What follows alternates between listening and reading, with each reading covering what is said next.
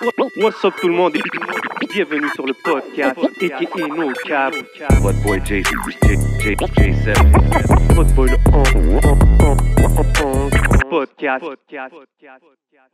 Hey, you already know what it is, man. Week in and week out, chaque semaine, des gros épisodes ici au podcast, man. My boy 11 is back with me, man. Dis-le. Yo, man, cette semaine, we got big guest today, man.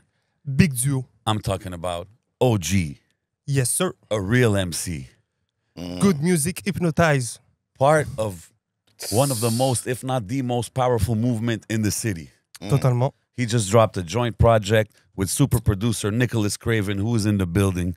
I'm talking about Jimmie D in the house. What up, Yes, bro? sir. Yes, You saying, sir. family, you good? We're good, man. We're good. Welcome to the show, man. Thank you, guys. Thank you. I feel like this is like long overdue. We could say that. In a way, like you've been active. You've been active for years in the game. Yeah, you know, I took a little break. I didn't put out a lot of original material for like 5-6 years. I was just in the cut, right? So it seems like I'm active, But you are dropping featurings and I'm stuff dropping like that. features. Yeah. I'm dropping videos of old material. You know, Okay. because the way I look at it, you put it out, a couple thousand people listen to it, Yeah. but there's 8 billion people on the planet, right? So Yeah. you guys just keep pushing the same tracks. You never know which one's the one, right? So just Okay. tap into the old stuff. And what made you take that break? A little bit of column A, a little bit of column B, kind of uninspired. When was this break? When was the break? Oh, it was over the pandemic. Okay. Yeah. Because run a small business, right? Yeah. Small trucking business. Just did a rebrand to Bronze Elk. 3 trucks on the road, 7 guys right now. Okay. Nice. But at a point, I had like up to 20 guys. And okay, that's big. I'm That's from big I'm hustle. from the Southwest. So St. Henry and Yeah, we're G. gonna get into the You know what whole I mean? history for sure. For sure. So I was just hiring heads from the hood, you know what I mean? That's interesting though, because Yeah. you take a break and stuff while business is booming within the clique and the crew. You know what I mean? Mm-hmm. So it's like it still shows that you take the artistry seriously. Oh, for sure. But that was part of the plan, though. Craven wanted me to rap, but he had already got in touch with a couple like the major players. Yeah. And I said, "Fuck it, I'm just gonna take a back seat and let the man cook." You know what I mean? I could have jumped on and tried to be in the features and do all that, but Yeah. nah, I didn't want to really like too much cooks in the kitchen. You know what I mean? Okay, let wow. let him whip up the gumbo, and I'll just get a bowl later on. You know what I mean? Are you Then still? add in. Are you trying to still kind of get him on stuff here and there while he's on that little break, or you? Oh yeah, That's got late. the whole time. The whole time I was trying to get him on joints, but he was like, "No, like concentrate on this shit. Let this shit build up." I was saying like, "Oh, like the Ransom stuff's going crazy. Like let's put something out, like build off this hype." And he was like, "No, let the hype build. Don't kill it. You know, like type of thing." And I That's was dope. like, Kill it? What do you mean? But you know, No, but that's real shit still for him to just be like, yo, it's not the moment now, you know, even though a lot of MCs in your situation might have been like, let me jump on the train, you know what I mean? Well, Craven's first like 4 or 5 projects was me. Yeah. So like introduction to Craven was with me. So No, it's like exactly. anybody that did their homework already knew who I was. Yeah. I'm not really like, it's not about the spotlight with me. It's like I genuinely just love rap. Yeah. This is my homie, you know what I mean? And this project, sorry to interrupt you, Go ahead. just to talk about this project, For sure. Good Music Hypnotizes. First, the title is dope. Where does the title come from? My guy right here. Just a little motto, you know what I mean? that's what it does. It hypnotizes you. I mean, Those loops, man. It's like that thing that goes back and forth. It's just like, you just fall into a trance. it's crazy because even when I read that title, it started making me think of songs at certain moments that you're like, kind of almost in a trance, you know, depending what it is. Shout out Smoke Signals, you know, but whoever got you in that vibe. Yeah. And I feel like sometimes it does hypnotize, you know what I mean? That's it. and how long does that process take? Is it the same amount of time as it's always been when you guys work, or because of your hiatus, you took more time on this? Well, I was always cooking, but like my process is a little different, right? And I didn't really have much confidence in my process until I started watching other people. So like I kind of do sketches because this guy will bang out 100 beats, yeah. 200 beats in a month sometimes. Yeah. He'll just be like, yo. So I'll just get a pack, like a 50 pack, and then I'll just be listening, write a verse, write a hook, a little concept here and there, and we kind of just let them linger. So we probably stacked up probably about like 75 ideas. Okay. I wouldn't really call them songs, they're like sketches, right? But and then why do you say you weren't confident about your technique or what? Because you always hear cats like, yo, I banged out the track in 15 minutes and and all of that. So it's like, I felt like my process was a little off. You know what I mean? I feel what you're saying, but you know what, man? That whole, like a lot of, like Wayne made that famous, Jay-Z not writing kind of thing made that famous. But I feel like, yeah, bro, some people, you should sit down and write, bro. Like, it's not a bad thing. At the end, it's the result that counts. You know what I mean? For it's sure, not really the time it takes. And it has to be the vibe too. I don't really sit down and force myself to write either. It's like when it comes to me. You know what I mean? Okay, so might be whipping the work. Might be whipping the work. Throw on a Craven pack. All right, this one got me. And I'm just kind of spitting it into the phone. Yeah. When I get home later on, boom, I'm gonna put it all together. You know what I mean? Okay. So it's kind of like on the fly. I don't really have time to really sit down and writing, right? So now this project, was it a bunch of songs or ideas that you had from those 50 packs and stuff like that you would get? Yeah, just a bunch of ideas. But just like, basically right now I got about like 3-4 projects on ice that I'm gonna roll out in like the next bit. Okay. So this was kind of just like the intro to it all, you know what I mean? That's why I went with the motto as well. Yeah. I mean, that's kind of like the mantra for what we do. It makes sense, Hypnotizes. So just start the rebrand or the relaunch, whatever you want to call it. Just started with that one, you know? And it must be dope. Like I said in the intro, you are part of this super powerful movement where we see Craven, we see Shab, we see everybody, Trap Matt, everybody has his own branch in this movement, you know what I mean? And to see it happen, it must be dope because you are somebody that's been in the game for a long time. On and off, for sure. On and off. Since I was young, man. We started with my first real dive into it was RBR. Real Big Records from back in the day. Yeah, I want to get into that actually because I remember go. Like because before you get into that, because like them would make it like technically like the pandemic break was your second break. That would be my second break for sure. If we do the timeline, Real Big, sorry, what, 07? It's 07, 06. I want to go even before that. Like I want to know. You know, Southwest. St. Henry is where you're from, where you came up? St. Henry, yeah. I was born in DG. Okay. St. Henry, moved back to DG. So my roots are in DG. And your background is Jamaican. Jamaican and Scotian. Okay. Yeah. Okay. Yeah, my mom's Jamaican and my dad's Scotian, you know what I mean? And have you always like rapped? Were you into other type of music or? I'd say I'm an artist at heart. So there's always been different mediums, you know what I mean? So when I was a kid, I used to do the comic book thing, Marvel, whatever. Okay, dope. As a teen, I did graffiti, ODT, Optic Dream Team. Okay. I used to write a bunch of different things, you know what I mean? A couple of the homies. And I got into rap maybe like 15, started writing a couple verses here and there, whatever. But I never really spit to anybody. You know was there rappers in the neighborhood around that you knew? Or? Oh yeah, for sure. Like my right-hand man, Peso. Shout out my boy Peso. Like I met that kid Shout rapping. out Ralph. You know what I mean? Okay, so that's a day one. Yes, okay, that's my day one. You know, 7:30 is my day one as well. I Blast. You know, anybody from that clique. You know what I mean? That's when we kind of started doing our thing around them. But I wasn't active because I was always kind of like 7:30. Shout out I Blast. Yeah, shout out my mandem. But yo, never was really active though. You know, and then. But your guys, the people around you were kind super of taking active, it seriously. taking it seriously, putting out videos, putting out tracks. It was just like whatever. But then when the RBR times came around, it was kind of like, yo, I was like, you know, I write here and there. I wrote the verse. Homie's like, this is fire. So I'm like, okay, you know. And okay, so you were signed on RBR. Is that it? I was basically like a founder of it, basically. Okay, yeah, that's what I heard. I heard like you. Yeah, it was basically, but like. So it's basically me and my boy Nasty. Shout out Nasty Ness. You know what I mean? So me and my boy Nasty laid down a 1-2 verse, and I was working with a homie at the time.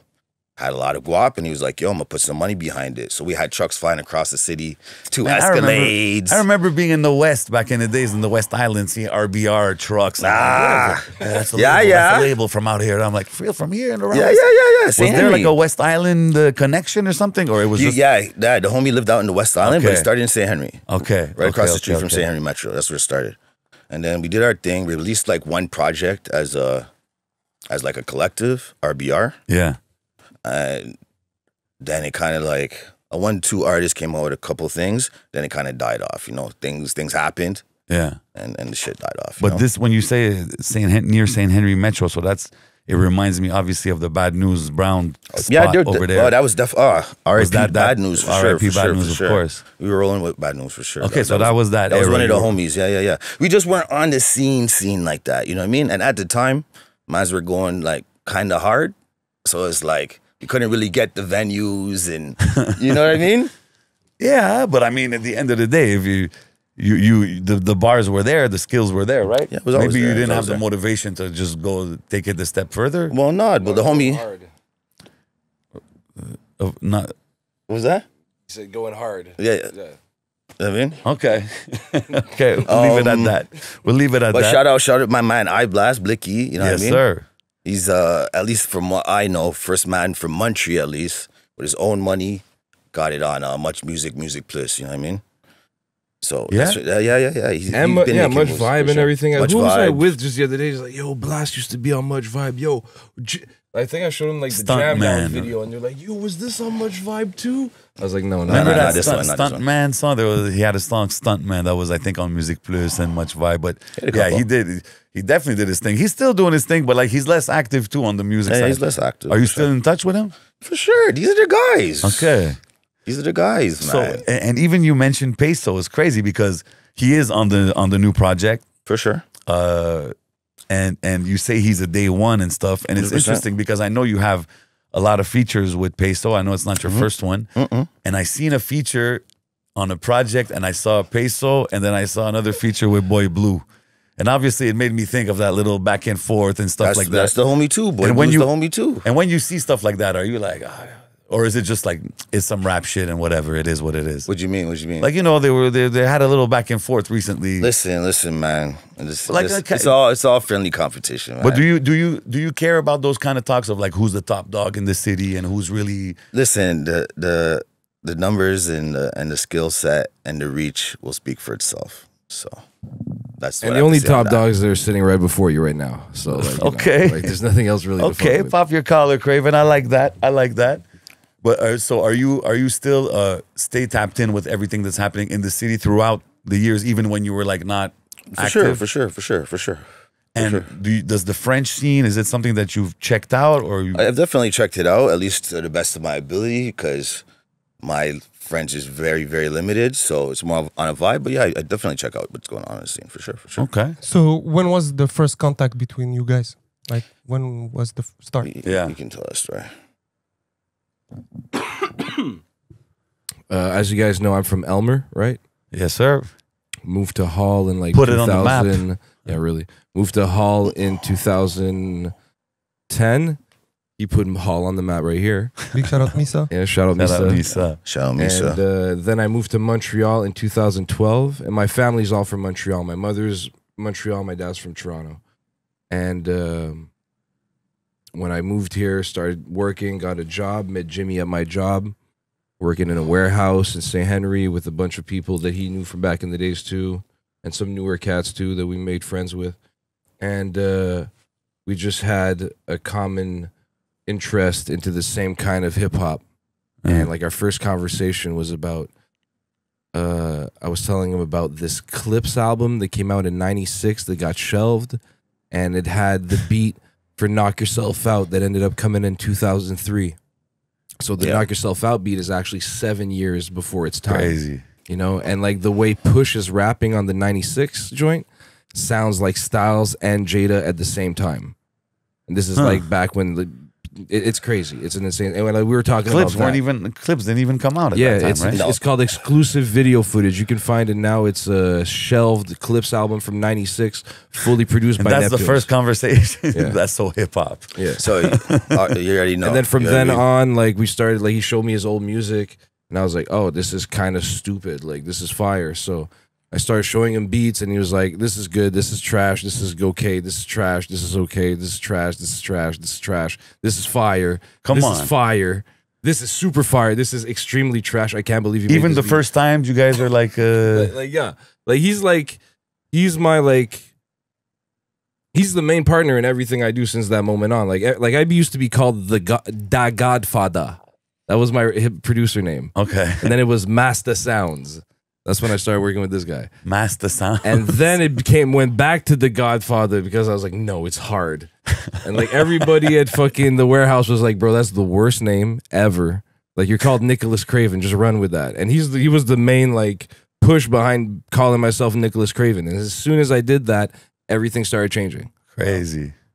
So like he's been from the foundation showing me like the ropes, you know, because Jimmie, like the shit I like is from before my time, like your time, you know, Yeah. you guys' time. Yeah. So it's like, you know, I've always had older friends, but like he's one of my oldest friends I've ever had, like as far as like an age gap. Yeah. And he comes from a big city where I come from a smaller city, you know, so he actually like had the shows and the people coming to the city, and like he saw like the Hard Knock Life tour, Yeah. you know, like Yeah. stuff like that. So it's like I was there. That DMX set was crazy. That's what I'm saying, bro.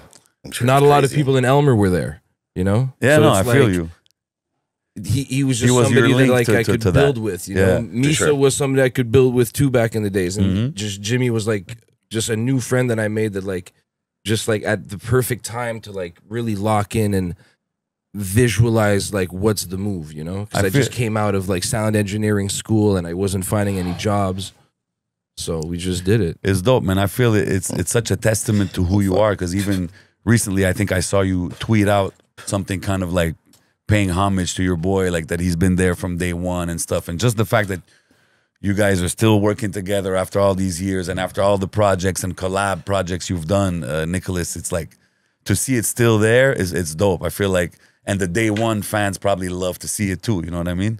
And honestly, the things wouldn't have gone down the way they did if he wasn't involved. Like he's still telling me how to do track lists, like to this day. Like a lot of like the sequencing on albums, Fire. Jimmie's heavily involved with. You know, he's not making the beats necessarily, but he's literally like I'm producing. just behind the scenes, dog. You know, it's Yeah. just Yo, Jimmie, that line, really in love with the art, you do it for the clout, or in the gout, you have a line, I think, that for goes sure, for kind of sure, like for that. sure, for sure. It's really like, it sounds to when I'm getting to know you, it's really you live by that kind of thing, you know what I mean? Yeah, for sure. It's just, I mean, it was time. So I That's dropped dope. the joint, you know. That's dope. Yeah. Was Penthouse Animals your first track together? The first track we ever recorded? I don't think so. It was the first video, though. First video, Yeah, okay. yeah, for sure. I went on your SoundCloud. I saw it was The first post ever? yeah. Yeah, it's first song I released. And after you dropped the project, Trout and Brussels, Brussels sprouts. sprouts. First one. Yeah. That's the genesis of it all, that one. So it was the connection. Trout and Brussels sprouts? Trout and Brussels sprouts. C'est quoi la traduction de ça? Truite et chou de Bruxelles. Ouais. That was your idea? Or Break it down. Yeah, break it down. Break that one down? Yeah. Good products. It speaks for itself. Good products that sell themselves. Yes, sir. That's it. After you came out with the light work the year after in 2017, Yeah. And, That'll work. Rockhead Paradise in honor of a jazz club in Yes, Montreal. yes. What made you take this name? Why a dedication? So we really we're really into artist development, and like, you know, being the fact that I'm from Montreal, Little Burgundy being a predominantly black community historically in music, being like Harlem of the North and all of that, I just wanted to kind of like bring awareness, you know what I mean, to the scene. Yeah. And make it part of my identity, you know what I mean? So like that's why even like Good Man, the cover is Bonhomme de Carnaval, Yeah. But black. but black. Yeah. You know what I mean? And trying to represent for the black Quebecers out here, the black Anglos. You know That's what I mean? dope, That's- man. Let it be that's known, what it bro. is, you It's know? it's part of the city. It's part of the city's fabric from a long time. And even the history of, you see the history of St. Henry and all this, a lot of stuff I learned because of the people of our generation movement that are kind of letting it be known. So I think it's important, man. Yeah, for sure. Who are some of the rappers that you rate in the city? Like besides in your squad, is there anybody that you're like, I'm not gonna say any names just because I don't want to forget anybody. I just But this Shout year, out Regulators. okay, Shout out Big Dogs Only. okay, We'll just keep it at that. For I now. respect it. But anybody on their grind, anybody doing their thing, shout out to them. Yeah, I mean, Would you see Mags back in the days when he was like active sure, in the for neighborhood and stuff sure. like that? for sure. Okay. Come on, man. Come on. Again, it's behind the scenes. It's not. It's, you know what I mean? It's like the Wizard of Oz. You know what I mean? Yeah. The guy behind the curtain pulling the levers and making things happen. And the cranks. You know what I mean? Getting the gears going. And tu voulais-tu run down toutes les autres No, real projets? quick, I just wanted to say that this year at the Jazz Festival in Montreal, they're celebrating the 100 years of Oscar Peterson. Oh, really? Yeah, and I didn't know that. yeah, Okay. That's I super learned it a few days before. Okay. So Oscar Peterson from Little Burgundy, all these areas. Yeah, for so sure. We know the importance of the jazz the culture and the jazz in the city for sure. Yeah. I could get into some shit right now, but maybe another time. You know what I Yes, mean? sir. Hey, it's up to you, bro. No. Okay. I'm not trying to get anything too charged right now. I mean, I want to go back real quick to the project because For you have a dope project that you just dropped. You have also a great collaboration. First one, interesting with we talked about Peso, and we have Raz Fresco For sure. from That's the Brampton. homie. That's the homie for sure. From Ontario. So how's the connection? Because somebody can explain. Shout out Baker's Club. Those are the homies, man. Those are the homies. From what I understand, Raz discovered us, and basically he figured out Craven was from Montreal, and he's like, "Yo, what the fuck? This guy's a super producer, and he's in Canada." And they linked up, and he came here. I don't know how long ago. Boom, and the guy's like ultra productive. So it's like he's making a project in a weekend, and like he doesn't sleep, and like it's crazy. It's his process is a whole different level, but I fuck with it because when he comes around, it's inspiring. So it's like the pen just has to start going. So it's like boom, boom, boom. Project gets cooked up, boom, boom. He's out. Yeah. And then cross promotion, do a couple videos, boom, boom, boom. And something in the tuck right now. You know what I mean? Nice. I ain't gonna make no announcements because it's not my project, but we got something in the tuck. Okay, but there's something coming up. There's something coming. Well, he's a for sure. regular collaborator, I think, with Craven and the team, right? Yeah, for sure. That's the homie. That's the homie for sure. And how do you see the hip hop, the Canadian hip hop scene right now? We're killing it right now. We're absolutely killing it for sure. We have some real players, you know. There's a lot going on behind the scenes that people aren't aware of, but there's a lot of connections are being made. Obviously, my man Craven here is just cooking everything, fucking moving. So it's like, it's you know. Do you pay attention to like Toronto and Vancouver and other cities in Canada? I haven't really tapped in with the Vancouver much. I don't really know anybody from Vancouver, but Toronto we definitely trying to tap in with. But he used to know the old Vancouver cats like Rascals and all that, right? They were Vancouver, right? Yeah. So that's Yeah, another they are. story. Shout Like out Red One. I know Red One like personally. You know, what I Red mean? One's like, a goat, bro. Shout out Red One. Yeah, man. for sure. Shout out Red One. Kicked it with him a bunch of times in Toronto once, in Montreal. Yeah, always for been cool. For sure, yeah, that's one of the homies. I lived in Vancouver for a few years, and I was one of the homies when I was out there. You know, so Okay, that's the hip fire. hop is just always kind of been around me, and I don't know when he passed away, but R.I.P. Big Apple. He passed away in the last few days. Yeah, man. And R.I.P. even Big when Apple. we were with Real Big Records, we were doing a little bit of work with him. Nothing really popped off, but we were starting to have a couple. Well, he was active even here in the city because he used Yeah. to roll a lot with CP Records and Belly and Sal and them. And Exactly. So exactly. he would be. They had a presence in the city too. So that Yeah. I Rest saw in that peace, news. It Big was Apple. crazy, man. R.I.P. R.I.P. to him. He was definitely a hustler in the game, man. Yeah, for sure. Making things happen. But you know, like we're talking, and you're like I'm behind the scenes. I'm doing my thing.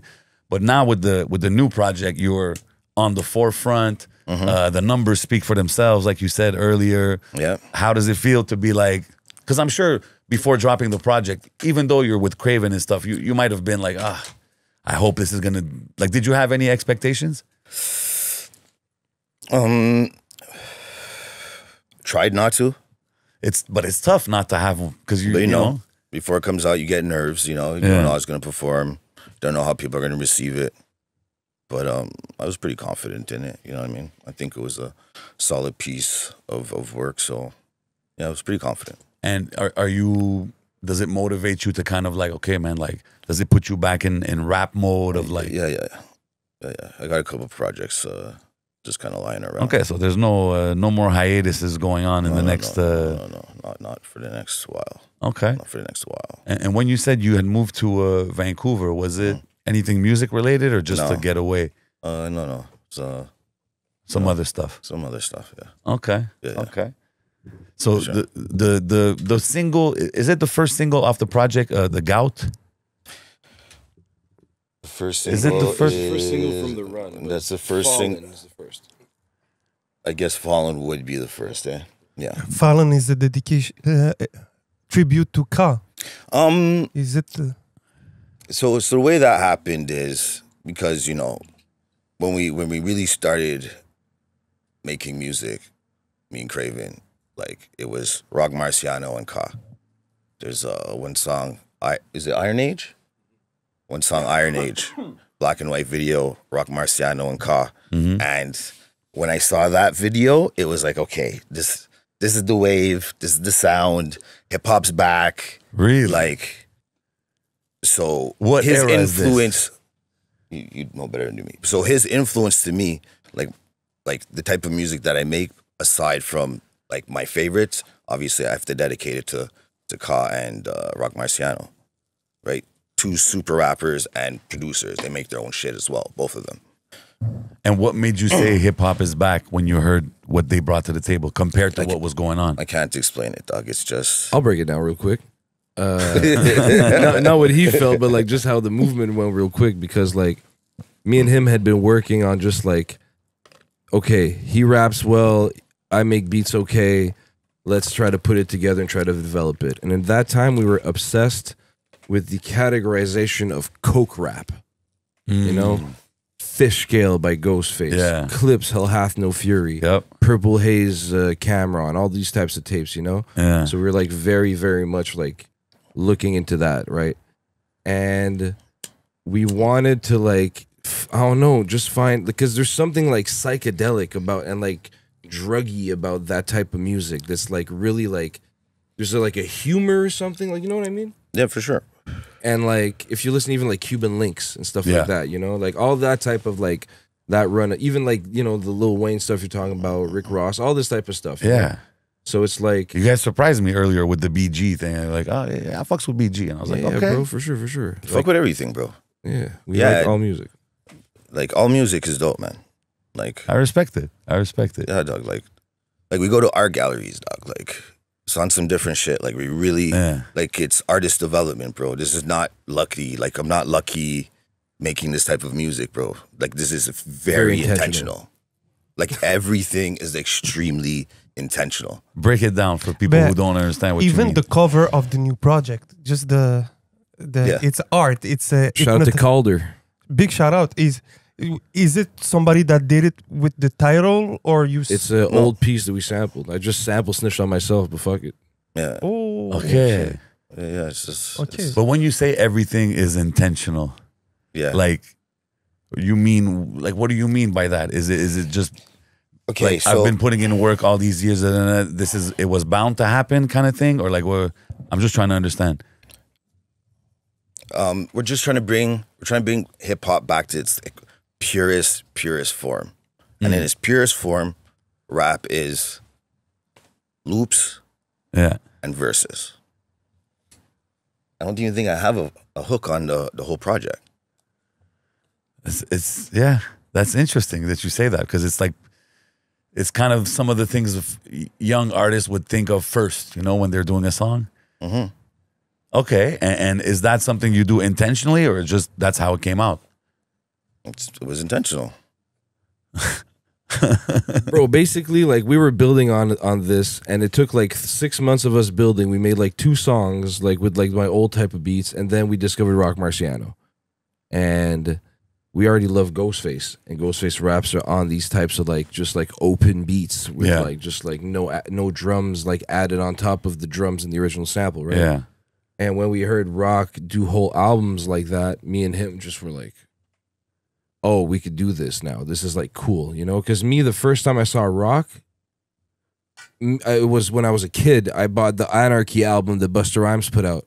And Rock Marciano was on it on a Ghostface track, you know? Because Crazy. Ghostface is my favorite rapper, and Yeah. Ghostface, Busta, Raekwon, and Marciano on the same song. People forget he was with Yeah, Flip in Mode. 2000, right? And I Yeah. bought that probably 2006 or something. And then I remember like liking his verse, but being like, I find like, I don't know, his voice on this is like not being used to its full potential or something. Because I thought his writing was crazy. And then Tommy Cruise shared the Rock Marciano track. I think it was 76 on Facebook in like 2011. I said Tommy Or Cruise. like 2012. Shout Yeah, out Tommy 2012. Yeah. Shout out Tommy Cruise. Shout out Tommy Cruise, man. And I was like, oh, Rock Marciano's back, like making music. And I remember listening to 76. And like I didn't get it yet because like 76 isn't maybe the best example of like his type of production because it's got like he put like a drum break over it and everything. Or maybe like but he really like the drums are pronounced on it anyways. But when we heard like him trying to do these like really like drumless type beats that they call them, we were just like, oh, like I have a couple of those. Like I've always wanted to make those. We like those. We like Ghostface doing these. Yeah. So we just started working on that early. Like me and him were doing drumless tracks 2014, you know? Crazy. And then we started releasing them 2015. And then we just had the run. So it was just like, and then it was really like Ka, Rock Marciano were like the only dudes in that era doing it. So we used to like, there was this video because Ka on his album that we really like, Grief Pedigree, he produced all the songs, no features. One feature, Rock Marciano on the Iron Age song he was referencing earlier in 2012. Yeah. And he made a video for every song on the album. And the guys, the captain, well, he was, you know, rest in peace. Rest in peace. He was the captain of the Bed-Stuy Fire Department. You know, he was a fireman. Yeah. He like was one of the first responders during 9/11. Wow. You know, so like he did all of this on the side. And like the built videos like a were filmed by legacy, his wife was holding the camera and he was directing the video. Wow. Yeah. You know, and we would watch everything this, self-produced. Everything. and there was this long form video we would watch. It was like somebody took all the videos and put into one long 30-minute video. We used to watch that like every day almost. Yeah. Crazy. Like show it to everybody and everybody was tripping. Everybody would see that, would be like, yo, what is this sound, you know? I realized how he was revered when he passed away. Unfortunately, you know, I wasn't tapped in like that, and I was we started fucking with it like 2014, I think. Yeah, so he's just a very, very big influence on So it was on just the work. But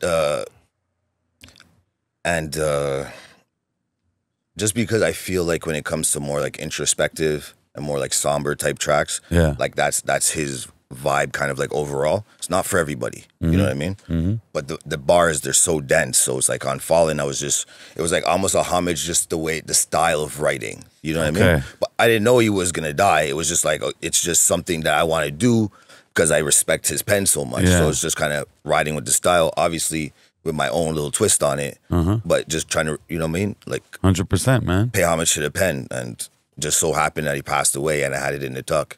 And I didn't really want to promote it because I didn't want to like People, you know what I mean, make it feel like, you know what I mean? So I kind of just threw that in and kind of showed people, you know, now that he passed, he was an influence to my style, you know what I mean? So that's interesting, man. Yeah. And even Craven, when we're talking about the production style and stuff, does it bother you the tag of like drumless producer? Cause no. No. Okay. It was intentional. That's It's what I intentional. wanted. Like I make a bunch of beats on the side, but Because I know you have beats that have drums and stuff. For sure. Like, this is what we're putting Rudimentary. forward. Yeah. I just dropped a video for Rudimentary. There's drums on it. Yeah. It's not that he could throw drums on every single one if he wanted to, but that's not the intention. The intention is to keep it pure. And I'm guessing the God Fahim feature happened through Craven, I guess, because of working with him. For sure. And I mean, it's a big one off the project. Shout out to God Fahim. And I've Shout seen, Fahim. I think you perform in New York, or I think you were with Craven when he was playing out there. Do you have any plans on like trying to export the music or go do shows out there and stuff like that? Because I feel like a lot of my streams are from overseas, right? It's not really, eh? Yeah, for sure. There's a lot of streams from overseas. What Shout out are, like, Australia. What are like the top 3 cities? Oh, the top 3 cities is actually Montreal, Toronto, and I don't remember. It's LA. And is there places like people are giving you shout outs from and you're like, yo, shit? Oh, yeah. One of my first paid gigs actually was with a Japanese dude. Shout out Imuha Black. Oh, so you went to Japan? Nah, he just paid for a verse and a beat. Okay. And he put it on a 4/5. And like he sent it back to me. 45. And I have a 45 at home with a song. Just shout out him. An artist from Black. that's And crazy. you might not remember this, but your second this was back like before his pandemic hiatus when I was just starting to bubble too. your second paid gig was Japan too. It was the M tapes. We gave them Communism to put on their compilation. That's the one that had like the spaceship. Yeah, exactly. Okay, yeah, okay. Yeah, So like his two first paid gigs were from Japan. yeah, That's crazy. yeah. For So sure. if you were to, ideally, if you could go do a show outside of the city, where would it be? Oh, I couldn't tell you right now. You know, That's you kind of I let can the tell you. things fall how they fall. If you're going to, if I was going to, it's going to be off of stats, right? So like, when you have all of your platforms, like you have statistics that you can run off of, but Yeah, yeah. you know, there's not really anything to really like You don't really think about that solidly kind of build stuff. on right now. You know what I mean? It's not there yet. You know what I mean? Okay. But that SOB show was crazy. Yeah, the Shout SOB out show was SOBs. crazy. I mean, it must though. be like We had like 'cause 300 people in there, and it's like a 320 capacity spot. It's interesting because the music, the reason I mentioned the New York thing is because the music you guys do, and even we're talking about Ka, it's so New York, it's so East Coast. It was So I feel- me, Jimmy, Shab, and Fahim. The shit was crazy. And we had Euro Droog there, Jay Nice, Rush. It Yeah. was nice. It was And the actually crazy venue show. is like a legendary venue. super legendary. It's bro. I never thought I'd do a show ever there, like in my life. I don't know. It's just the homie, man. You know. And it's still good old Craven that never changed. That you know what I mean. This is because it's that's what I feel is so dope to see because with the success and everything you're doing, a lot of producers would kind of focus on their craft and kind of build their own career, which you're doing, but you're also like spreading the love to a lot of people. And I feel it's dope that to see this project, to see the Trap Mat project that you did with Chab, the work you do with Shab, you know what I mean? Like I feel the circle's just getting bigger, and it's like, shout out Mike Shab. yeah, man, it's like, Shout out Trap Matt. it's interesting to see That's the like homies. the movement. You know what I For mean? sure, but that's love for sure. But you got to understand the Jimmy shit is not only love. It's also like, this was the plan the whole time. Really, It's intentional. Everything, this was the plan. Jimmy has been doing, like, we've just been plotting the whole so time. while you're doing the series with Ransom or West or whoever you're working with in the States, he's there, and you're like, yo, and then we're gonna let get me to just, your, let me just draw the timeline real quick for Yeah. you. So let's say you start RBR 07, Yeah, then he raps with the guys, I blast and everything until what, 2010? something like that. 2010, first hiatus starts. So he's done 2010 to like 2015, we drop Penthouse Animals. That's when he's back. In that first little run, we do a bunch of tapes, put him out. Then like 2018, at the end of 2018, I did 7 tapes with 7 Montreal artists in 1 week. I did Peso, Boy Blue, Kairi, Vincent Price, Widget, Jimmy, and what am I forgetting? Morris Regal. Yeah, Morris Regal. And Shout out Morris Regal. because I used Shout to, out. when we would release a Jimmy tape, in that week, because we released maybe on like a Sunday or something, the 6 days before, I would drop instrumental tapes to like hype up the album. So I'm like, Jimmy instrumental tape 1, Jimmy instrumental tape 2 every day to like, Wow. every time I'm posting, I'm promoting the Jimmy. So we did that twice. And then I was like, yo, instead of instrumental tapes, let's do it with like Montreal artists. And it's going to be the run up to the Jimmy tape. And that shit burnt me out. And it was crazy. That was a lot of work. That was crazy. And after that, me and him were like, all right, let's just focus on the States, put together Craven N2. Me and Ransom had linked up. Me and Dark Low had just linked up. Me and Madani had just linked up. Me and like all these guys had just linked up. So it was like, who else? Arm and Hammer, I just linked up with them too. So it was like, and like me and Mock and Fahim were all going in, like crazy. So it was like, Going crazy, bro. let's just focus on that. He was helping me. Like he was like, I was bouncing ideas to him and stuff. That's dope, man. And then like we were still working on the album, but we're like, this time let's really work crazy hard. Like let's like we released Trout and Brussels Sprouts in 2016, Light Work EP in 2017, Good Man, a full album in 2017, Rockhead Paradise in 2018, Garbage Music for Trust Fund Babies in 2018, and that was the first run. So now we're like, okay, we did all those back to back, 6 months in between albums, basically. So let's like really like put in a lot of work on this next tape, right? And then the Ransom shit happened and everything started blowing up. And I was like, yo, let's do it. Let's just put a tape together. And he was like, that's what we were talking about earlier. He was like, nah, just like Do your thing. keep this Just shit do going. your thing, man. And the shit just didn't That's stop. fire. And exactly. And, So it and was you like- kind of had a front seat to the whole. But it wasn't a front seat. He was literally like because this is co-pilot. This is the thing, right? Crazy. It's I didn't want to be the guy that's like, oh, yo, you gave that beat. It's like I didn't want to. You know what I mean? Yo, what about my project, bro? What about my project? Where's my project? Yeah, Like, dog, just cook. If you know what I mean, he's just one of the realest guys ever. So it's like, and so you let him do. I was there thing, every step of the way, fam. Every step of the way. The whole time we're accumulating songs, just not to cut you off, let's bro. go, bro. The work is still happening, but like on accumule des tracks, puis on live c'était comme, alright, listen, mama. This was the time we just like we planned it out. We saw all the permutations and different fucking probabilities of what could happen and everything, and we figured this is the time right now. So like, for instance, like the last little run I've had over the last 6 months or so, like it's intentional. We're not paying any promotion. There's no paid promotion. It's intentional. If you know how to work the system, if you've been behind the scenes and you're studying and you're looking at the numbers and you're paying attention to the patterns, you know, so people don't get views, people don't get streams because they're not being intentional. They're not studying the game. You know what I mean? it's difficult. I feel because it's like in a way, yeah, but I mean, you guys are still focusing mostly on the art, no? Well, that's the For thing. sure. Because that's the thing. A lot of people just focus on the art, and that's the main thing you're supposed to focus on. If you don't focus on the art, you're fucked.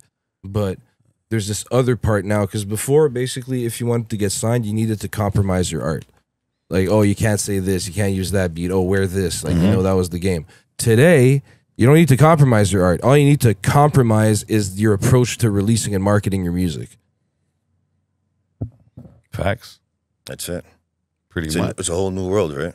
Big time. So even when we talk about like RBR days, it's like, you know, I forget what's the fund called, like Video Factor or whatever. Factor. It's like back in the day, you're competing with all these other acts, and we're English, black in Quebec. It's Quebec. like we're not getting anything now. You have the homie, he has a good camera. I could put out a video every day if I wanted to. Big time. So I don't have to compromise my art in order to get what I want, right? Did you ever? Shout out, let me know. Big shout out, let me know, of course. Big shout out, let me know. Yo, putting in work, man. Putting in work for real. And the videos, not too much effect, not too much thing.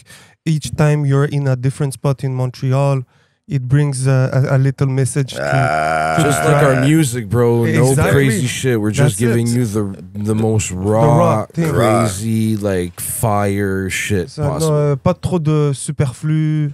It is how it is. It's just the art, man. Exactly. So It's where it gives, started from. that's You it. know, no flash, no. It's just bars, bro. Just Just bars. Well, okay. How does that Loops. translate? How does that translate in live shows and stuff? In live shows. Yeah, like, you know, because if it's like drumless and bars and stuff, It's better. does it? I've heard it's better. Yeah. Like, Sure. is there like? Because I don't know. I feel like I love listening to that kind of music, but I'm wondering live if I go see a concert of mostly drumless beats, like, does it get crazy hype, or it's more like people vibing to the? Oh, it's not. to the You're not going to lyrics get and stuff? crazy hype off of it, but for me personally, it's like people are locked in. Like they're looking at, like, Yeah. because I'm saying something. And I'm not going to give you a playlist, or I'm just trying to rock you to sleep either. And I'm going to pick the little more upbeat, up-tempo yeah. joints. I want 2 more drums on it. You know what I mean? Okay. But at least from what I've heard from the people that I respect, they actually like my music more live. Okay, dope. Because now I'm up there and I'm trying to give you my story. You know what I mean? It's at the end of the day, no, I'm not a spring chicken. You know what I mean? I'm a grown ass man. So it's like when I'm up there, like, I'm not really trying to play with you. It's like if you're there and you're giving me your attention for the night, I'm trying to give you a good fucking show. So I'm trying to bar you to death. And if you're in that premises, if you're in that vicinity, it's probably because you like bars. Yeah. You know what I mean? Yeah. So I'm just giving people like what's been missing, what the game's been missing. You know what I mean? And you know, and I'm from Montreal, so I'm not going to come with no bang bang. That's not really our culture, right? So we know what our culture is. We know we get busy. We know what it is, but it's a little bit more sophisticated. It's a little bit more intentional. Just the way we move as a society in Montreal. You know what I mean? Did you ever think of getting out the city to push your music because we're in Quebec and the English stuff? And Right now, no. Right now, no. but like during the process, was it ever something that you? You know, if the opportunity comes up, you know, I'll definitely take it on. But no, not right now. Okay. I mean, I got my business, bro. I got to be there every day. I got two kids, I get 14, you know what I mean, 9 years old. It's like... It's a full-time job. It's a full-time job, bro, you know? Did you start as Jimmie D since the beginning? Have you have other name before? Yeah. Yeah. He started as Alan Quid, then he became James Dublé, and then he became Jimmie D. Yeah. But that's a joke. But the original is Jimmy Dollar from the back in the RBR days. Okay. I don't even know if I want to mention the video right now, but I already did. You already did, eh? So yeah, I have the Jimmy D Jam Down video from like 08 or 07. I sat down, edited it all myself, and put it out. So it's, you know, it's dedication to the art from back in the day, man. You know what I mean? That's dope, man. Yeah, for sure. And how is your relation with your Jamaican roots?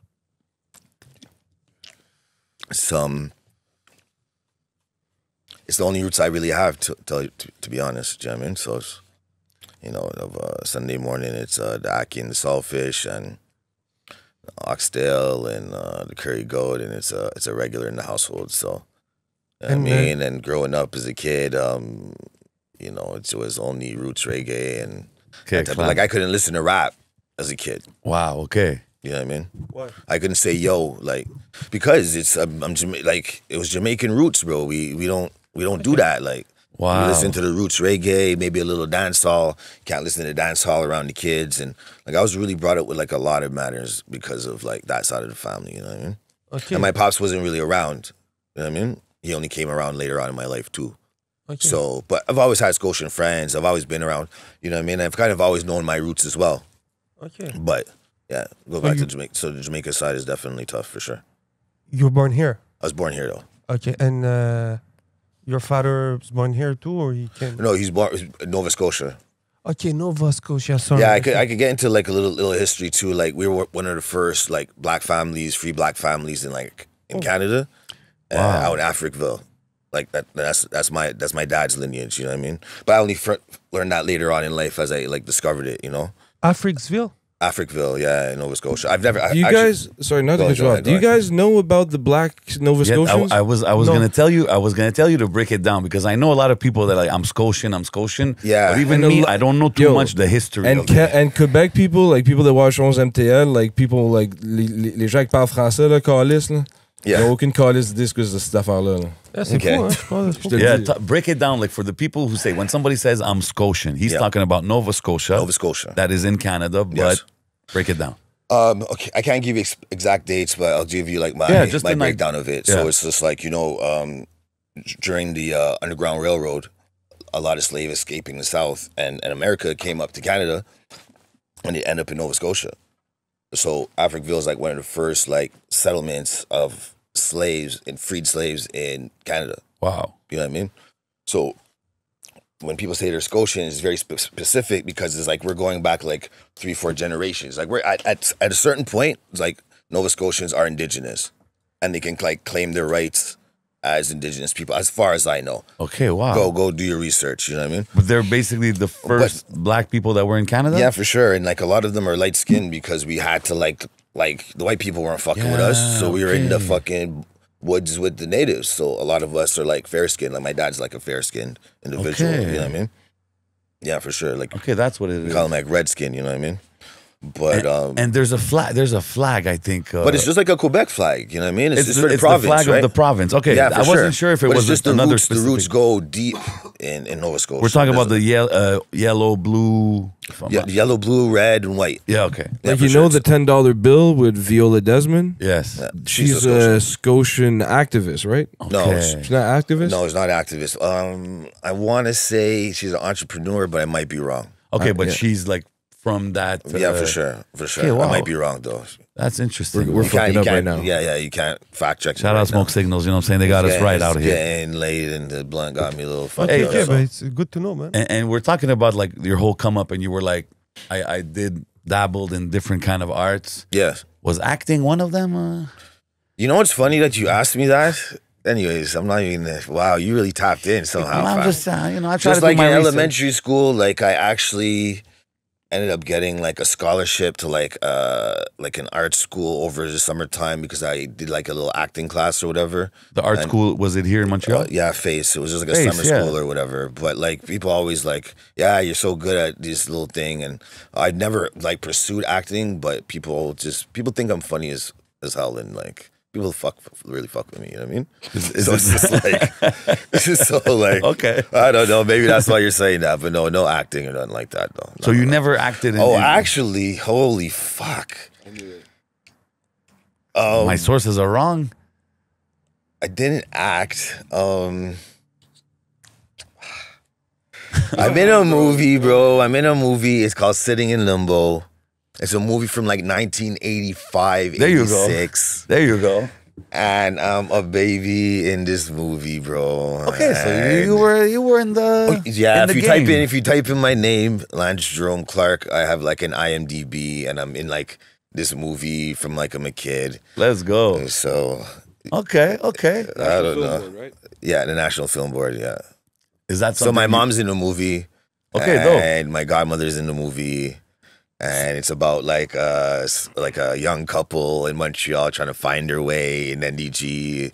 And it's like an NFB film or whatever, dog. That's dope. You guys really put me on the spot with that one. I mean, still, hey, I was just but, asking. like- You know, it's stuff I heard. I wasn't sure if it was accurate. Yo, you know, shout to out be- Pro V. Shout out Pro Big V. shout out Pro V, man. Bro, we got that one buzzing in the streets. Big But yeah. So the woman is Viola Desmond. Yeah. She became the first black Canadian woman to appear alone on a regularly circulating banknote in Canada. Yeah. Yeah. Eh, bah, bah. Businesswoman, There it right, civil rights activist from Nova Scotia. Okay. All Okay. right. There we go. There we go. There we go. There we go. There we In go. 1946, she challenged racial segregation by refusing to leave a whites-only section of a movie theater. Okay. In New Okay, Shout so out that's to the the Black Canadian- Nova Scotians, man. Sorry That's for the my English. Canadian Rosa Parks. I didn't even peep that. That's hard. Yeah, man. What's up? I like this interview. Y'all, you know what I mean? Hey man, we trying to, You're trying doing to your cover a thing little bit of still. everything. I Trying to fucks with cover it. a little I bit fucks of with it. everything. Yeah, man. it's a pleasure because there's so much happening in the city, and through all the areas, there's like history, and Sure. from learning through your route, and also with Nicholas Craven, sure. J-Red the Doctor. For sure. I seen you did a collaboration with Boy Blue. For sure. I learned who Peso was through you. Okay. Captain Dope. Canada. Yeah, because I'm from the East. I'm more French side. Yeah.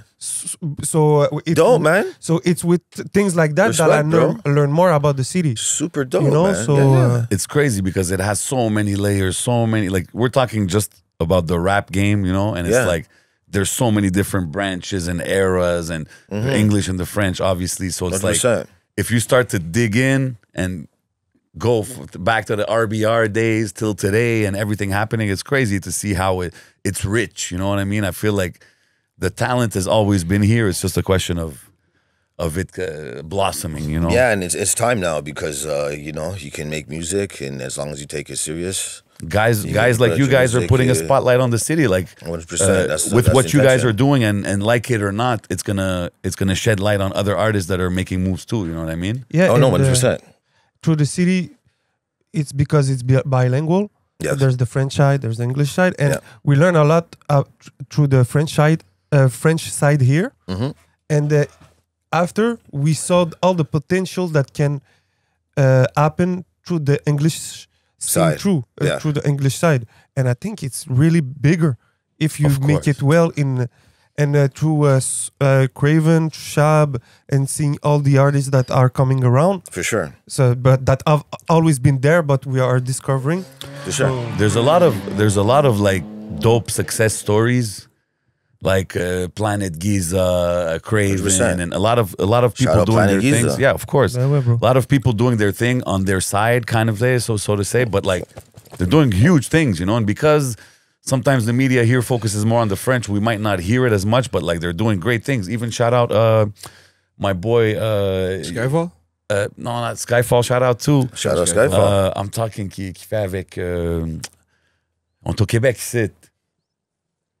qui fait avec. Ah, ben oui, Wassiu. Wassiu, my boy Wassiu.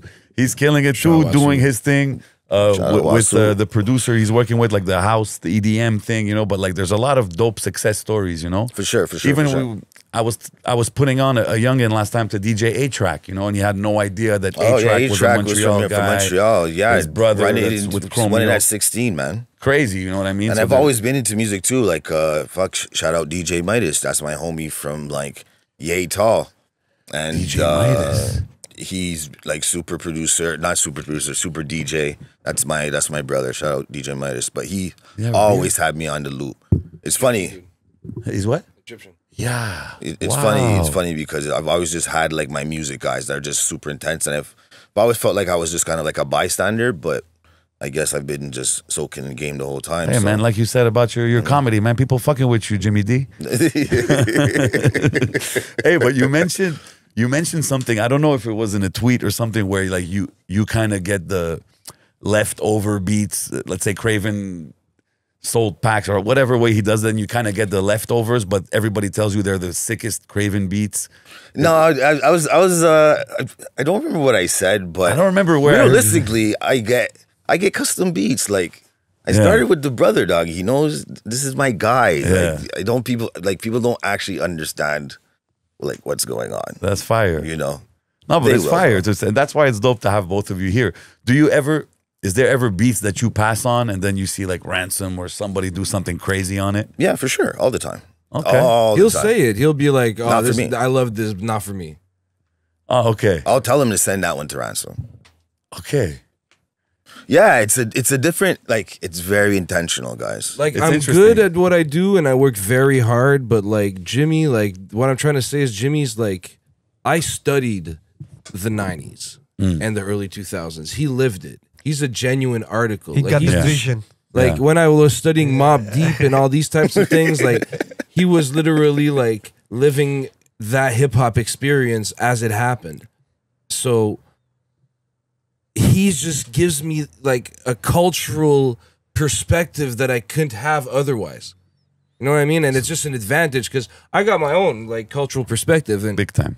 you know it's cool, like whatever. But like he's Not got cool, whatever. I always tell him. It's not cool, whatever. That's why I let him tell his stories. The way the man breaks down the knowledge, Yeah. it's crazy. But yeah, because me, I'm a technical music dude, but he's a culture guy. He's a spiritual, like, you know, he knows how to Captain. do stuff without having to like understand what he's necessarily doing on a technical musical like standpoint, theoretically, you know?